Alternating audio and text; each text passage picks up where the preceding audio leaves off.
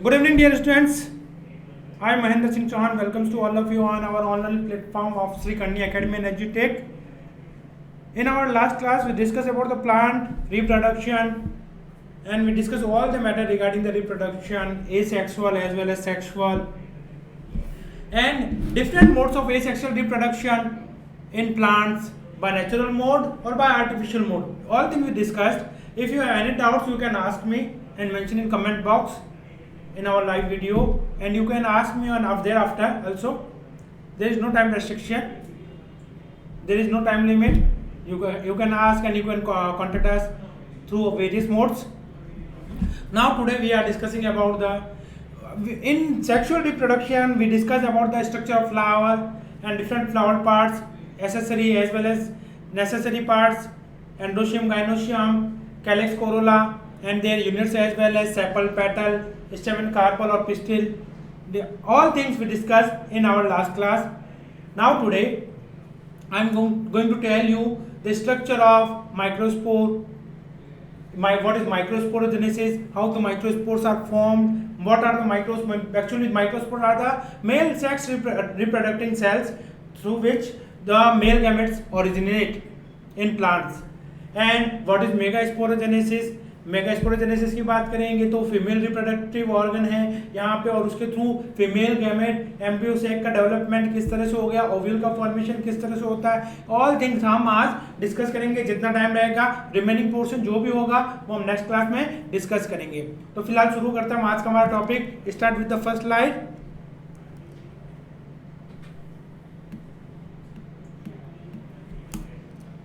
First slide please. And now microsporogenesis.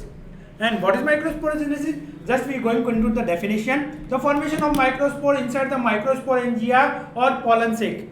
I already told you about the pollen sacs of seed plants. A diploid cell in the microsporangium called a microsporocyte or pollen mother cell. Here you make underline and you can also note down your notes. In a particular definition here from the diploid cell in the microsporangium called microsporocyte or pollen mother cell या microspore mother cell MMC as well undergoes meiosis. You know about the meiosis. What is meiosis? How it differs from the mitosis. ये मैं actually में पढ़ाने वाला हूँ यहाँ पे हमारे ऑनलाइन प्लेटफॉर्म पे जो हमारे नए स्टूडेंट जुड़े हैं उनको. तो आप अगर आपने नहीं पढ़ा है तो वो लाइव क्लास अटेंड कर सकते हैं. ठीक है, सेल डिवीजन हमारा नया टॉपिक रहेगा. And give rise to 4 haploid microspore. मतलब कि एक सेल होगा वो डिवाइड होकर के 2 सेल और फाइनली हम कह सकते हैं वो 4 सेल बनाएगा. तो ये सेल तो कैसा था, डिप्लॉइड. ये सारे सेल्स कैसे होंगे, हैप्लॉइड. और ये मुझे बताने की जरूरत नहीं है, आप जब पढ़ रहे हैं 12th में तो डिप्लॉइड हैप्लॉइड के बारे में अच्छे से जानते हैं. लेकिन अगर फिर भी मन में डाउट है बेझिझक पूछिएगा, मन में डाउट ना रखें. इसको कहा जाता है डिप्लॉइड, इसको कहा जाता है हैप्लॉइड. और ये जो फर्स्ट फेज होती है इसको कहा जाता है मियोसिस फर्स्ट.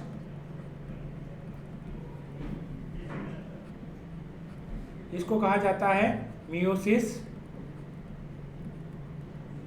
सेकेंड. ये तो हम यही बात कर रहे हैं. अब ये हम अगर इसको कहें ये माइक्रोस्पोर है, if this are the microspores तो इनको प्रोड्यूसिंग सेल कौन सी हो गई, माइक्रोस्पोर मदर सेल या फिर पोलन मदर सेल. ठीक है, और या फिर क्या कह सकते हैं इसको, माइक्रोस्पोरोसाइट.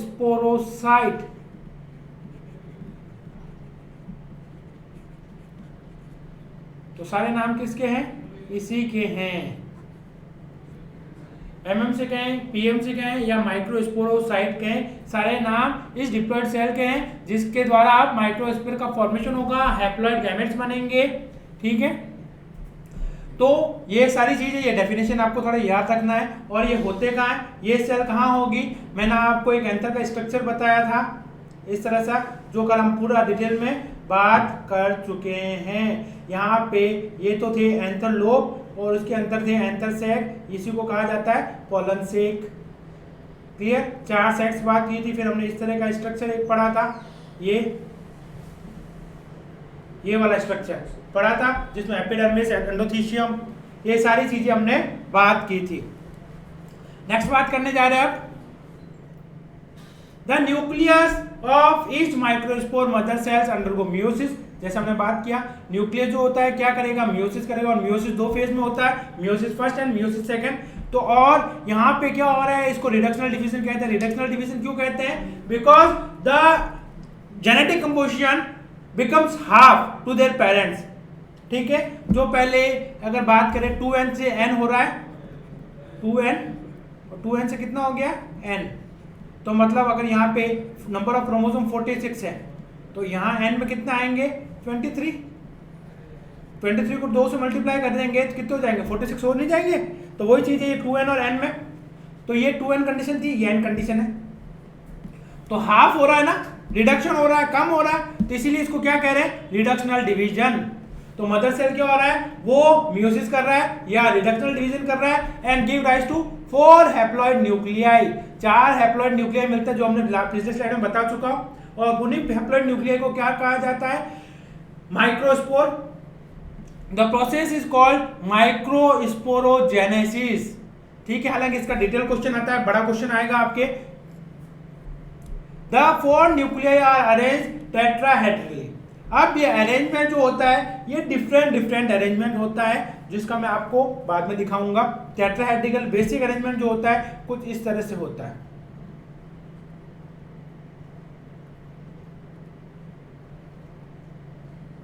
ये 1 2 3, एक एक डॉट क्या है, एक एक माइक्रोस्पोर सेल है। मतलब कि हमने 4 सेल बनेंगे यहां से, 3 और 4, ये चारों सेल जो बने हैं, ये 4 सेल 1 2 3, सर यहाँ तो 3 ही है, चौथी इसके बैक साइड में 3D स्ट्रक्चर में। ठीक है, तो यहाँ 3 तो आपको दिख रही है, और 4th जो सेल है, 4th जो हैप्लॉइड गैमेट है वो इसके बैक साइड में है। और ये इस तरह का जो अरेंजमेंट होता है वो टेट्राहेड्रल अरेंजमेंट कहलाता है, जो नॉर्मली डाइकोट में देखने को मिलता है। डाइकोट में ये जो अरेंजमेंट है बहुत कॉमन है। And soon get enclose in cell wall, ये इस तरह का। और यहाँ बीच में जो है ये जो लाइनिंग आ रही है, जो एक सबको माइक्रोस्पोर को एक साथ जुड़े हुए हैं, यहाँ पे जो चिपके हुए हैं उसको कहा जाता है कैलोस के थ्रू ये जुड़े रहते हैं। ठीक है, और एक एंजाइम होता है कैलोस जो इसको बीच में तोड़ेगा। ठीक है, callus. These are now called microspore और पॉलन ग्रेन। अभी तक जुड़े हुए माइक्रोस्पोर, फिर ये क्या होते हैं, चारों के चारों अलग हो जाते हैं जब कैलोस एंजाइम यहाँ वर्क करता है। These microspore are further divided once by mitosis to give rise to two-celled microspore। जब एक पॉलन ग्रेन होता है, सपोज ये एक हैप्लॉइड सेल हमने यहाँ से उठा लिया, ये क्या करता है, पहले अभी तक तो क्या किया था, ये मियोसिस। ठीक है, मियोसिस के बाद ये फिर से करता है माइटोसिस, और माइटोसिस से क्या होगा, 2 सेल बनेगी, एक सेल ऊपर एक सेल नीचे, एंड 2 सेल यहाँ पे differentiate into pollen grain. Each microspore then pollen grain soon dry up by become powdery while the tapetum get absorbed. मैंने बताया था माइक्रोस्पोर को नरिशमेंट कौन करता है, टेपेटम। और टेपेटम का खुद का नरिशमेंट कहां से आता है, मिडिल लेयर से, जिनकी नंबर 3 थे। ठीक है, तो टेपेटम क्या होता है, धीरे धीरे ड्राई हो जाएगा। The partition between the walls between the sporangia get destroyed and the microspores are liberated by the dehiscence of the anther। तो माइक्रोस्पोर क्या होंगे, ये फ्री हो जाएंगे कब, जब डेहिसेंस आएगा। और डेहिसेंस का एब्जॉर्बेंस उसको पता कहां से पड़ेगा, ऑब्जर्वेशन इसकी कौन करेगा, जो एंडोथीशियम थी। हमने कल स्ट्रक्चर ऑफ माइक्रोस्पोर पढ़ा था, तो उसमें हमने बात की थी वहां पे, तो एक एंडोथीशियम की बात की थी जो एपिडर्मिस के नीचे होती है, जिसमें अल्फा सेलुलोज के बैंड्स होते हैं, और वो हाइग्रोस्कोपिक नेचर की होती है। वो हाइग्रोस्कोपिक नेचर के कारण ही यहाँ पे उसमें एंथर का डेहिसेंस होगा, एंथर यहाँ होंगे, डेस्ट्रॉयड होकर के लिबरेट होंगे, और ये स्टिग्मा तक पहुंचेंगे कब, इसी 2 सेल स्टेज में। 2 सेल है, 2 सेल, एक होती है वेजिटेटिव सेल, वेजिटेटिव सेल, दूसरी होगी जनरेटिव सेल।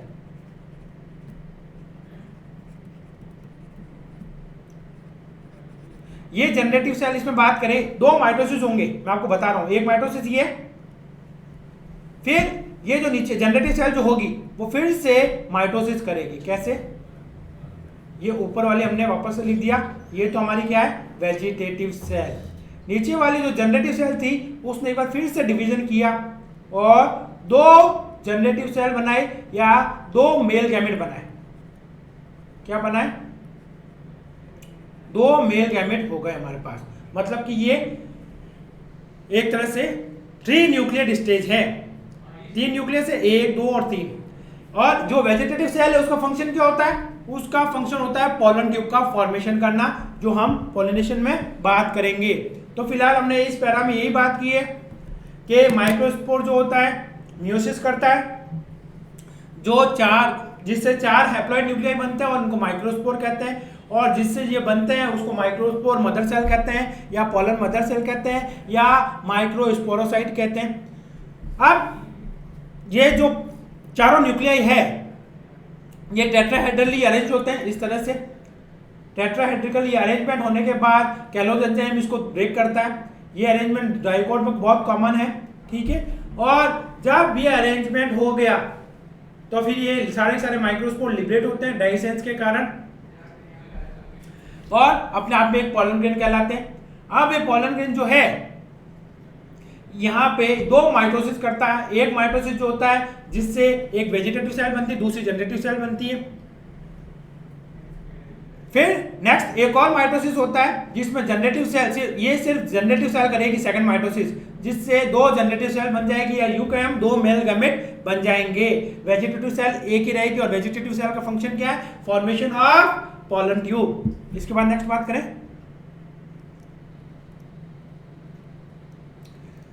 इस स्ट्रक्चर की हमने कल बात की थी एंथर के लिए कि एंथर में बात करें इस तरह का स्ट्रक्चर है और ये अंदर जो है पॉलन ग्रेन डाइसेंस के कारण। ये एपिडर्मिस,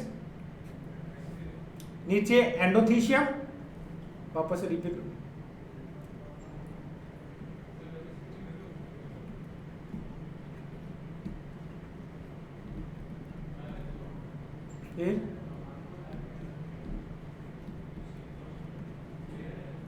थीशियम, फिर ये 3 लेयर दिख रही है आपको, 1, 2 और 3 है वैसे यहाँ, ठीक है। वो होती है मिडल लेयर।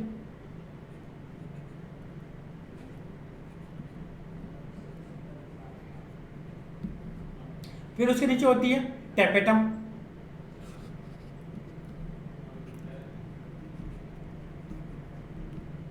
और उसके अंदर होता है स्पोरोजेनस टिश्यू।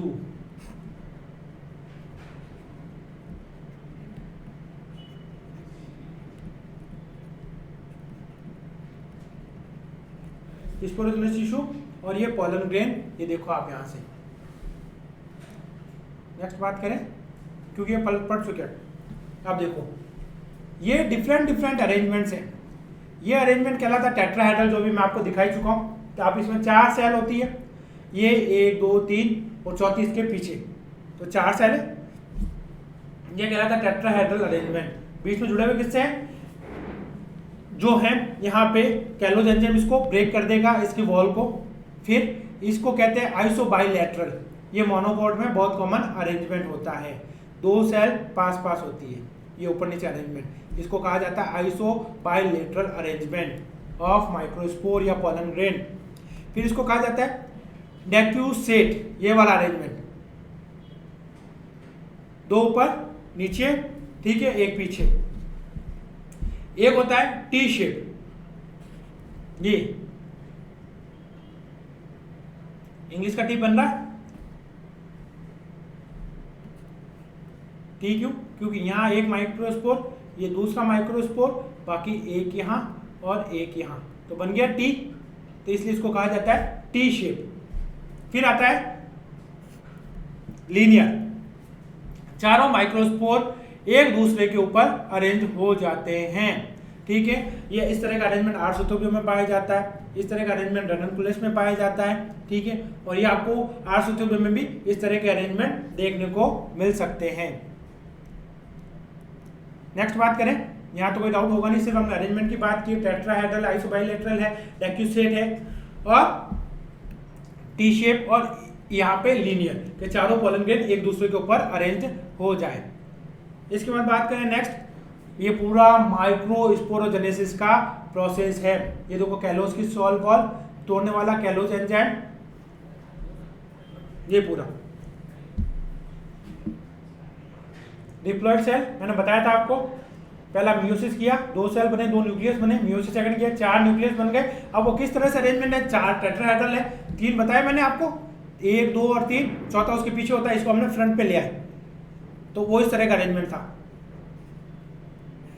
जो आपको ये नहीं दिख रहा था, इसलिए ये थोड़ा टेट्राड बना के इसको फ्रंट में लिया है, पिक्चर को इन्वर्ट कर दिया पूरा, रोटेट 180 पे। अब ये टेट्राड अरेंजमेंट है, टेट्राहेड्रल है। अब ये जो माइक्रोस्पोर एक बना है, सिर्फ एक माइक्रोस्पोर जब डाइसेंस खा के जो रिलीज हो जाता है, ये माइक्रोस्पोर न्यूक्लियस ये रिलीज हो गया। अब ये क्या करता है, पोलराइज माइक्रोस्पोर है, यहाँ पे बड़ा सा क्या है, वैक्यूल होता है।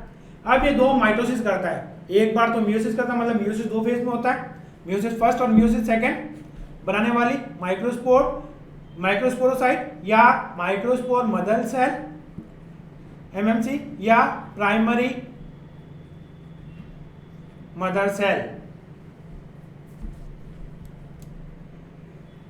अब जैसे ही माइक्रोस्पोर माइटोसिस फर्स्ट करता है, उस दौरान क्या होता है, ये देखो 2 सेल में बना है, एक है जनरेटिव सेल, दूसरी है वेजिटेटिव सेल जो हमने बनाई थी। अब ये जो जनरेटिव सेल है ये एक बार और माइटोसिस करती है, देखो इसने माइटोसिस सेकंड किया तो 2 जनरेटिव सेल बन गए। ये जो जनरेटिव सेल थी ब्लैक वाली, ये 2 हो गए, 1 से 2, और ये बड़ी क्या बची, वेजिटेटिव सेल। इसको कहते हैं बाइसेलुलर फेज। बाइसेलुलर मतलब कि 2 सेल है, एक एरी दूसरी एरी, एक वेजिटेटिव दूसरी जनरेटिव, ठीक है। अब यहाँ पे ट्राइसेलुलर स्टेज, एक वेजिटेटिव 2 जनरेटिव, या स्पर्म सेल या मेल गैमेट्स कहते हैं। लेकिन सारी की सारी सेल्स कैसी है, हैप्लॉइड, ऑल 3 आर हैप्लॉइड।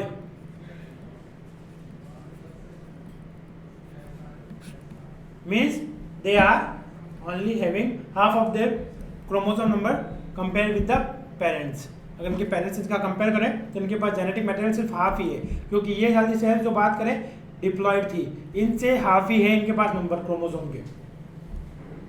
तो ये सारी चीज आपको समझ में आई होगी।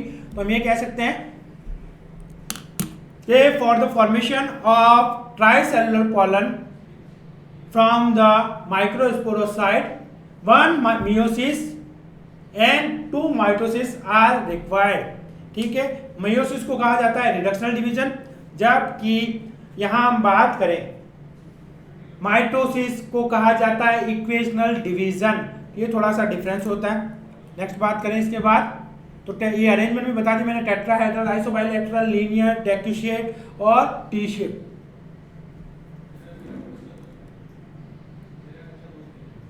ये अगेन पूरा का पूरा सिस्टमेटिक अरेंजमेंट है। जिस भी डायग्राम से आपको समझ में आ जाए अच्छी बात है। माइक्रोस्पोर मदर सेल, मियोसिस किया 2 सेल बने, मियोसिस सेकंड किया 4 सेल बन गए, 2 से मियोसिस आपको सभी को पता है 2 फेज में होता है, एक मियोसिस फर्स्ट होता है, मियोसिस सेकंड होता है। फिर ये चारों, ये अभी कौन से फेज में, ये आप यहाँ आइसोबाइलेटरल है। अब ये चारों चारों क्या हो जाते हैं, डाइसेंस में फ्री हो जाते हैं। अब ये क्या कहलाएंगे, पोलन ग्रेन्स। और एक मैच्योर पोलन ग्रेन में 2 सेल होती है, एक वेजिटेटिव सेल, दूसरी जनरेटिव सेल। अब वेजिटेटिव और जनरेटिव ये देखो आप इस तरह से बीच में जो आया हुआ है, ठीक है, ये वेजिटेटिव और जनरेटिव सेल्स है। अब वेजिटेटिव जनरेटिव सब कुछ हो गया यहाँ पे। उसके बाद क्या होता है, नॉर्मली 80% केसेस में जो पोलन ग्रेन स्टिग्मा पे जाते हैं वो इसी फेज में जाते हैं। या हम यूं कहें, मैं आपको थोड़ा सा बता दूं, ये जो कंडीशन है बाइसेलुलर पोलन, 80% केस में इसी फॉर्म में जाते हैं, और जैसे स्टिग्मा पे जाते हैं पॉलन ग्रेन इस फेज में ट्राइसेलुलर फेज में आ जाते हैं। लेकिन किसी किसी में जैसे रिमेनिंग 20% में ये ट्राइसेलुलर फेज में ही जाते हैं स्टिग्मा पर। ठीक है, तो हमने पढ़ते हैं ना pollination, transfer of pollen grain from anther to stigma is known as pollination. तो ये पॉलिनेशन जो होता है, ट्रांसफर जो पॉलन ग्रेन का हो रहा है एंथर से स्टिग्मा पे, ये दोनों ही में हो सकता है। 80% में तो यहाँ बाइसेलुलर में होगा और 20% में इस ट्राइसेलुलर फेज में होता है, क्योंकि जैसे ही इस फेज में जाएंगे ये जनरेटिव सेल जो है अगेन माइटोसिस सेकंड करती है और ये दो जनरेटिव सेल में बढ़ जाती है। It becomes 2 mitosis, 2 generative cell.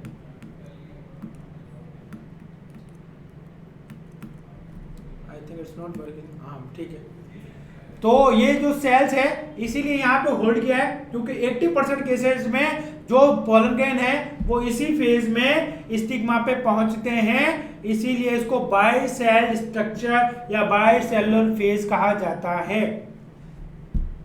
अब जो हम बात करें तो इसी सेल की, तो इस सेल का स्ट्रक्चर कुछ इस तरह का है कि एक पॉलन ग्रेन में क्या क्या चीज होती है।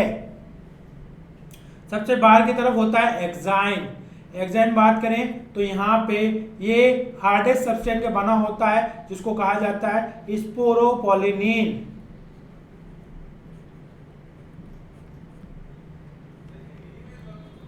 स्पोरोपोलिनिन। अब ये स्पोरोपोलिनिन जो है ये हार्डेस्ट सब्सटेंस है, ठीक है। अभी तक इसको तोड़ने वाला कोई एंजाइम मिला नहीं है, तो फिर एंथर बाहर कैसे निकलेंगे? निकलता है, एक जगह पोर होता है जिसको कहते हैं जर्मिनल पोर। ये एक्साइन, उसके बाद एक अंदर की लेयर जो होती है वो एंटाइन, ये वाली। फिर जनरेटिव सेल जो अभी एक ही है, लेकिन माइटोसिस एक और करने के बाद ये 2 जनरेटिव सेल बनाएगी। अब हमने सीधा लिखा है यहाँ पॉलन ट्यूब। पॉलन ट्यूब क्यों लिखा है? पॉलन ट्यूब न्यूक्लियस ये वेजिटेटिव सेल है, मैं आपको बता चुका हूँ। वेजिटेटिव सेल का काम क्या होता है? पैसेज बनाना।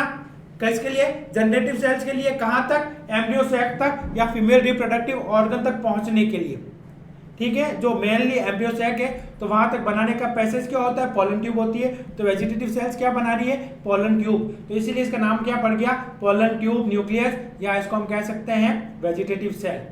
क्लियर? तो यहाँ कोई दिक्कत नहीं है। इसका एक और बेटर डायग्राम होगा, मैं देखता हूँ, आपको दिखा देता हूँ। Different stage of male gametophyte, ये वही है, डिफरेंट स्टेजेस, इसके अलग अलग डायग्राम, ठीक है। जनरेटिव सेल्स यहाँ एनसीईआरटी से आपके किसी बुक से लिया गया रिफ्रेशर। अब बात करें, ये न्यूक्लियस है, कौन सा? हैप्लॉइडी, जिसने फर्स्ट डिवीजन किया, फर्स्ट माइटोसिस, ठीक है। एक जनरेटिव सेल बना, एक वेजिटेटिव सेल बना। क्लियर? ये भी हैप्लॉइड ही है, तो ये भी हैप्लॉइड और ये भी हैप्लॉइड।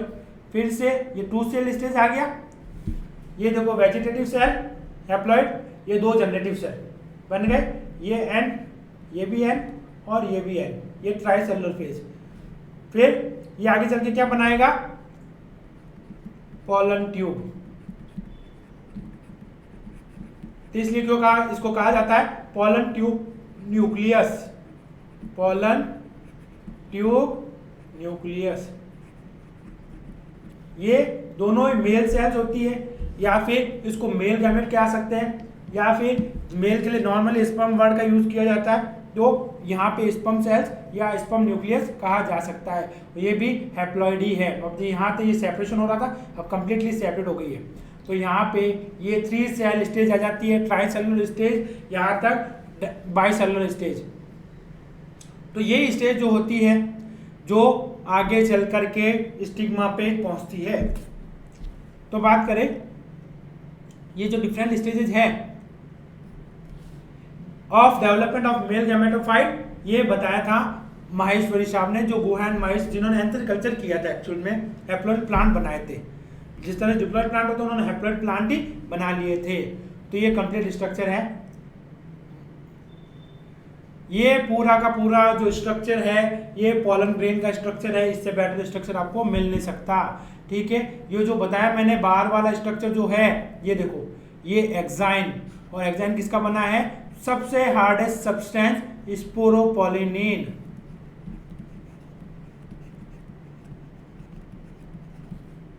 और ये सबसे हार्डेस्ट सब्सटेंस है, इसको तोड़ने के लिए अभी तो कोई एंजाइम डिस्कवर नहीं हुआ है। तो सोचेंगे फिर ये वेजिटेटिव सेल पोलन ट्यूब किस तरह से बनेगी, मेल गैमेट्स बाहर किस तरह से निकलेंगे। यहाँ हम बात करें तो यहाँ एग्जाइम में कंप्लीटली सब जगह स्पोरोपोलिन होता है, लेकिन एक स्मॉल जगह को छोड़ के जिसको कहा जाता है जर्म पोर, इस जगह पर स्पोरोपोलिन नहीं होता है। इसी वजह से यहाँ से पोलन ट्यूब का फॉर्मेशन होता है और जो जनरेटिव न्यूक्लियस होता है वो आगे चल करके यहाँ से पैसेज करते हुए एम्ब्रियो सेक में एंटर करता है।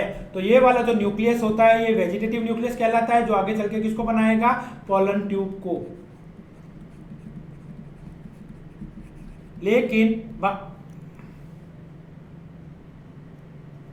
हम बात करें तो एक्साइन के अंदर होता है इंटाइन, ये देखिए, फिर उसके अंदर एक वेजिटेटिव सेल, एक जनरेटिव न्यूक्लियस या एक जनरेटिव सेल, ठीक है। जनरेटिव सेल्स में ही जनरेटिव न्यूक्लियस होता है। तो इसका काम होता है पोलन ट्यूब को बनाना। इसके बाद नेक्स्ट एक स्लाइड थोड़ा सा देख लें। ये in large view of pollen grain टेट्राड्स, ठीक है। पोलन ग्रेन टेट्राड्स का लार्ज व्यू है, वो अगेन वही चीज है जो वैक्यूल है, न्यूक्लियस है, वेजिटेटिव सेल बना, जनरेटिव सेल बना, और ये एसिमेट्रिक अरेंजमेंट। तो एनलार्ज ये सारी चीजें आपको मैंने बता दी है, टेट्राहेड्रल अरेंजमेंट, आइसोहेड्रल, लैटरल अरेंजमेंट, सारा चीज का अरेंजमेंट हम डिस्कस कर चुके हैं आज के इस प्रेजेंटेशन में। तो उम्मीद करता हूँ ये सारी चीजें आपको समझ में आई होगी और इसी वे में समझिए, डेफिनेटली क्वेश्चन आएगा एक माइक्रोस्पोर से या फिर मेगास्पोर से। तो आज हमने माइक्रोस्पोर पढ़ा, कल हम मेगास्पोर पढ़ेंगे, साथ ही बात करेंगे फिर पॉलिनेशन की और फिर डेवलपमेंट ऑफ एम्ब्रियो किस तरह से होता है, एम्ब्रियो का डेवलपमेंट किस तरह से होता है। तो ये सारी चीज हम पढ़ेंगे। तो आज की क्लास को हम यही विराम कर देते हैं, ठीक है। उम्मीद करता हूँ वीडियो आपको समझ में आया होगा, तो इसको आप लाइक करना ना भूलें, ठीक है। जरूर देखें, हमारे चैनल से जुड़े रहें और अपने रिलेटिव फ्रेंड्स के साथ इसको शेयर करें जिनके लिए मीनिंगफुल हो, जिनके लिए फायदेमंद हो। और हमारे चैनल को सब्सक्राइब कीजिए, नहीं किया है तो और कर लिया तो बहुत अच्छी बात है, ताकि हमारे जो भी लेटेस्ट अपडेट्स आएंगे नोटिफिकेशन आपको तुरंत मिल जाएंगे। तो इसी के साथ मैं महेंद्र सिंह चौहान अब आपसे आगे चाहूँगा। जय हिंद।